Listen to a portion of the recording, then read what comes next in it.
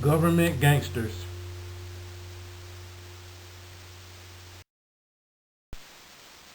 Earl and Shirley Riley run the Nursery Hut, a daycare facility in Washington.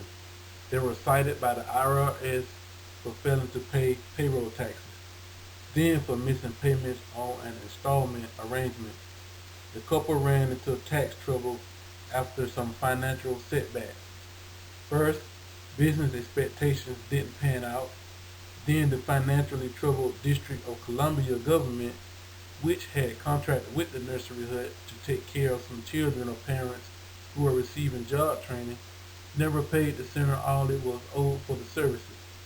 The result was an $88,000 payroll tax debt, which was paid in $2,500 monthly installments. Then the Rileys missed some payments after Earl suffered a heart attack and could no longer work. In May of 2000, IRS agents went to the nursery hut to seize the center's 4 buses as partial reimbursement for taxes owed. Rather than relinquish their buses, the Rileys scrambled to drain cash from their bank accounts and were able to give the agent $21,000 that day. The Rileys have since paid their debt down to $28,000, but the IRS has refused to resume an installment plan with lower monthly payments.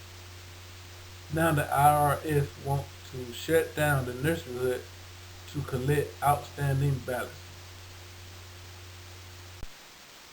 I am here to persuade you to ask why we don't need the Internal Revenue Service. Recently, I've found myself too being harassed by the agency.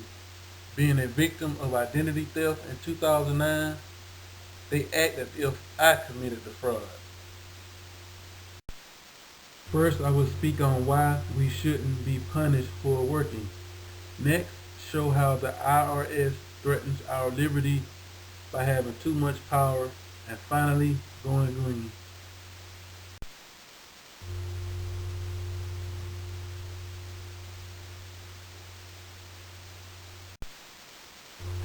We should not be punished for working.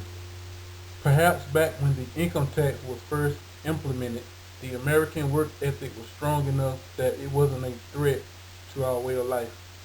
Now, however, we live in a time when millions of people find a government handout preferable to putting in 8 hours a day. And in some ways, you can't blame them. It is certainly demotivating when taxes take such a huge chunk of your income, and sometimes that $20 to $30 taken from your paycheck could have met a basic necessity or put gas in the car. Furthermore, the IRS has way too much power and is a threat to our liberty. The most important reason to abolish the IRS is that it is an agency with agents who have, for all intents and purposes, unlimited power with no real accountability. Unlike in a court of law, you are not innocent until proven guilty. The agency wields tremendous power over individual citizens and businesses. Let's face it, the IRS has a metamorphical gun to your head. If you don't pay, they have the power to take virtually everything, including your freedom, away from you. What's more, this power can be and has been abused for political reasons, as audits can be used to target political enemies. The federal government has relied on the threat of a tax audit and severe penalties to frighten taxpayers. A casual check of newspaper files in your local library shows that most stories about tax abuse and the harsh punishment of tax crooks are printed in March and April each year. Out of more than 100 million individual tax returns filed each year, only about 25,000 end up in tax court.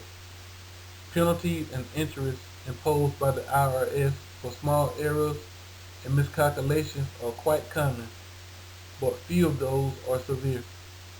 The few that do make the news are sufficient to frighten everyone else into compliance. Despite the advent of electronic filing and all, the IRS sends out 8 billion pages of forms and instructions each year. Laid end to end, that will stretch around the earth 28 times. It takes 300,000 trees each year to produce all the paper the IRS needs.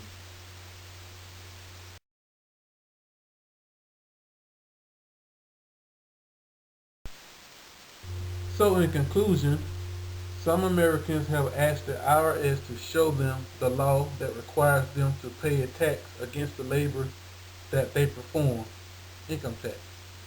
The IRS refuses to show that law, but they continue to harass, confiscate property, shut down businesses, seize your bank accounts or house without a court order, and imprison people. Moreover, Jay Leno told his studio audience the other night that President Obama should forget his plans to close the detention camp at Guantanamo Bay and instead close the IRS. The applause was instantaneous and the laughs were loud and genuine. We should not be punished for working. We should not have our liberty threatened, and we should always strive to go green. The time has come for them to close the doors, and we can start by getting involved in fair tax, flat tax rallies. Will you join me? Thanks.